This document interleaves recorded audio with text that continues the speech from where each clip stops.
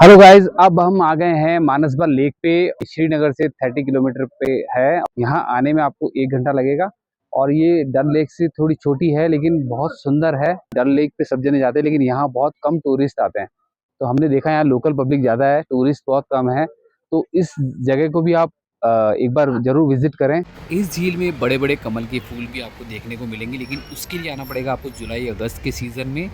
इस झील की मैं आपको सबसे ख़ास बात बता दूं, ये झील इंडिया की सबसे गहरी झील है जिसकी डेप्थ है 13 मीटर, यानी 43 फीट गहरी झील देख रहे हैं आप अभी।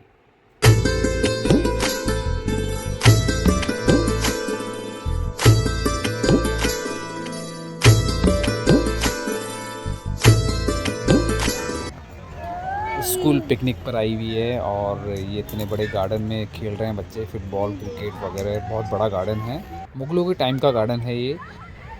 बच्चों के लिए यहाँ झूले हैं, शिकारा राइड आप कर सकते हैं। गार्डन में आप आराम से 1-2 घंटा स्पेंड कर सकते हैं, बैठ सकते हैं। इसके बाद में यहाँ से गाइस आप खीर भवानी माता मंदिर जाना ना भूलें, क्योंकि यहाँ से सिर्फ 5 किलोमीटर पे है। बहुत बड़ा मंदिर है। हम अभी यहाँ से फ्री होने के बाद वहीं जाने वाले हैं।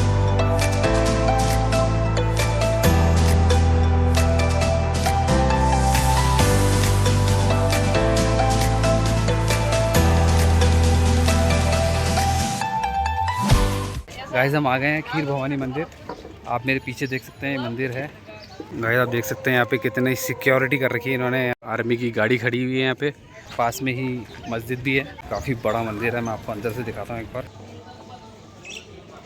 और अंदर आने के बाद आपको एंट्री करनी पड़ती है। एंट्री में आपको आधार कार्ड नंबर आपको लिखना पड़ेगा और उसके बाद में ही आपकी एंट्री होती है यहाँ पे। कश्मीरी पंडितों की कुल देवी भी है, दुर्गा माता का मंदिर है ये।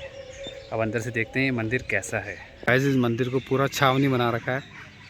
चारों तरफ लोहे के तार लग रखे हैं और बैरिकेड्स लग रखे हैं। और ये देखिए मंदिर बहुत सुंदर मंदिर है। बहुत बड़ा मंदिर है और बहुत सुंदर है।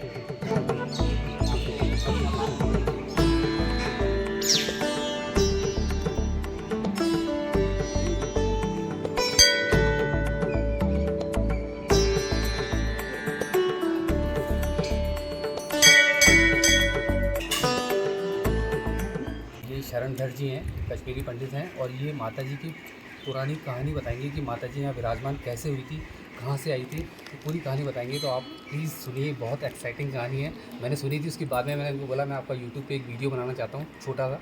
तो ये राज़ी हो गए। इन्होंने बोला ठीक है, मैं बिल्कुल रेडी हूँ। ये बताएंगे पूरा भवानी माता के बारे में, प्लीज़ बताइए। ओम नमो भवानी। ये जो स्थान अभी आप जिसका दर्शन कर रहे हैं, माता खीर भवानी का, ये माता खीर भवानी का मंदिर है।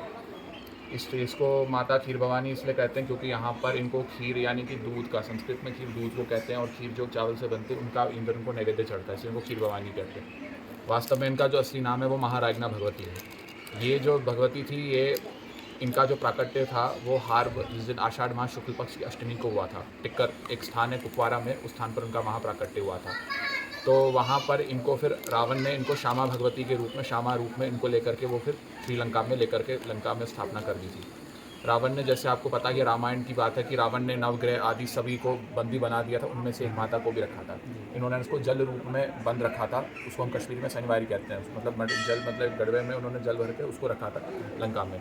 और नित्य रावण इनको जो था बलि देता था। तो जा करके फिर माता को ये बलि जो मिलती थी तो उसे माता बहुत तंग आ जाती थी। फिर जब रावण का वध हुआ, राम जी ने किया, तब सारे नवग्रह आदि मुक्त कर दिए जब राम जी ने। फिर उसके बाद नवग्रह अपने अपने लोक में चले गए, सभी देवी देवता चले गए। अंत में माता फिर वहाँ रही। फिर राम जी ने उनसे करबद्ध होकर प्रार्थना की कि आप बताइए कि आपका निवास कहाँ है। तो माता ने कहा कि मेरा स्थान है, आप मेरा कश्मीर है, क्योंकि विद्वानों की जो भूमि है, संतों की भूमि है और देवताओं की भूमि है कश्मीर कश्यपमर, क्योंकि जहाँ कश्यप जी ने तपस्या की थी तो इसलिए उसका नाम कश्मीर पड़ा। तो फिर हनुमान जी को उन्होंने आदेश दिया कि आप ले जाइए। तो हनुमान जी उनको उसी में जल रूप में थी, तो उनको गड़वे में लेकर के वहाँ से लंका से इधर आए। सर्वप्रथम उनको टिक्कर जो कुपवारा जिले में स्थित है वहाँ उनको रोका, तो उन्होंने माता ने बोला कि मैं यहाँ नहीं रहूँगी। दूसरे स्थान पर रोहतन जो बडगाम जिले में है वहाँ पर उन्होंने रोका, वहाँ पे भी नहीं। तीसरा मंजगोम, ये भी एक स्थान है, वहाँ पर भी माता ने कहा मैं इधर नहीं। वहाँ पे हनुमान जी ने उतारा तो उन्होंने कहा मैं यहाँ भी रुकना चाहिए। चौथा टेकपुरा स्थान है श्रीनगर साइड से, वहाँ पर माता की इच्छा नहीं है। मतलब जिस 4 स्थानों पर माता थी आज भी वहाँ पर हुआ। फिर अंत में फिर वो यहाँ पर तुलमुल गाँव में फिर वहाँ माता आई। तो तुलमुल में यहाँ पर माता ने कहा मैं यहीं पर वास ना बनाऊँगी, तो वो उन्होंने सारा जल फिर वही जल रूप में यहाँ पर विराजमान हो गई, उनका स्थान यहाँ पर बन गया।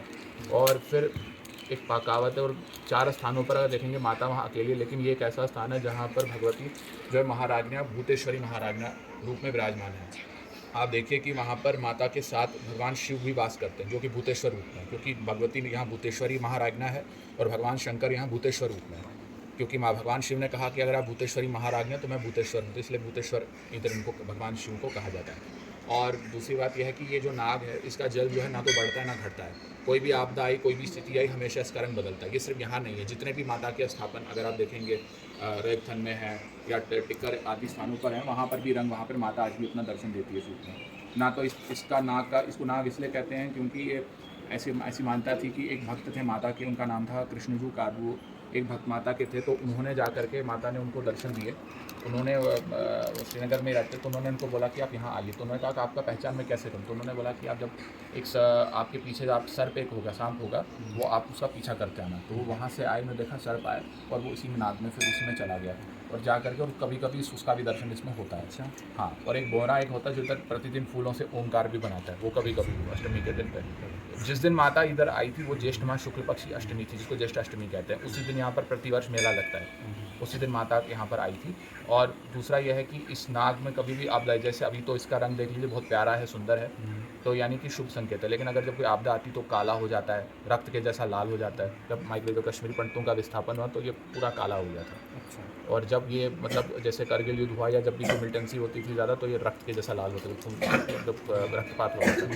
तो ये माता इसी रूप में संकेत थी, क्योंकि जब हनुमान जी इनको यहाँ लेकर के आए थे तो माता से उन्होंने प्रार्थना की, माता ने कहा कि आप आए हैं तो विश्राम कर लीजिए। वो सामने मंदिर आप देख लीजिए, वो हनुमान मंदिर, वहाँ हनुमान जी विश्राम की, तभी वहाँ हनुमान जी का वो मंदिर वहाँ पर बना है, वो आप देख लीजिए। पहले तो यहाँ झंडे लगे होते थे, अगर उसकी पुरानी फ़ोटोज़ भी देखें झंडे होते थे, फिर बाद में फिर महाराजा प्रताप सिंह ने इनकी शक्ति आजमाना चाहिए, कहा कि जब क्योंकि इसका नाग का जल ना तो बढ़ता है ना घटता है, जब आंधी है तूफान है, तो उन्होंने टन भर दूध उसमें डलवाया। लेकिन माता ने स्वप्न में उनको कहा कि आप जो आपको करना आप करिए, इसका ऐसा ही स्तर रहेगा, मैं ऐसे ही रहूँगी, आप अपने मार्ग पर आई सुधर जाइए। फिर उनको फिर भूल का पश्चाताप हुआ, उन्होंने फिर ये सारा मंदिर बना दिया। और ये स्थान ऐसा है क्योंकि माता ने जब बलि उनको नहीं चढ़ती थी तो तंग आ गई, तो उन्होंने परंपरा रख दी कि कोई भी अब से बलि आदि सब सात्विक रूप से अर्पण कर। तब भी यहाँ परंपरा कोई भी आता है मांस खा करके यहाँ नहीं आ सकता, प्याज लहसुन टमाटर खा के नहीं आ सकता, अगर आया भी है तो उसके साथ कोई ना कोई अनिष्ट हुआ है। ये स्थान का विशेष महत्व से सात्विक रूप से इसके यहाँ आना पड़ता है, ये इसका स्थान का महत्व है। ओम नमो भवानी। गाइस आपने सुना, शरणधर जी ने इस मंदिर के बारे में पूरा बताया, कब इसकी स्थापना हुई थी, कैसे भवानी माता इस मंदिर में आई, कैसे स्थापित हुई हैं, 4 जगह इनका मन नहीं लगा, फिर ये यहाँ आई हैं और यहाँ स्थापित हुई हैं। और ये पानी के बीच में है, इस पानी का कलर गाइस जब चेंज होता है, जब कुछ अनहोनी घटना होती है तो ये पानी का कलर अपने आप रेड या ब्लैक कलर का हो जाता है, आसमानी कलर हो रखा है पानी का। तो ये बहुत सात्विक और शुभ माना जाता है, बहुत ही भव्य मंदिर है ये। अगर कश्मीर आ रहे हैं तो इस मंदिर को बिल्कुल मिस मत करिएगा, बहुत शानदार मंदिर है, बहुत बड़ा मंदिर है।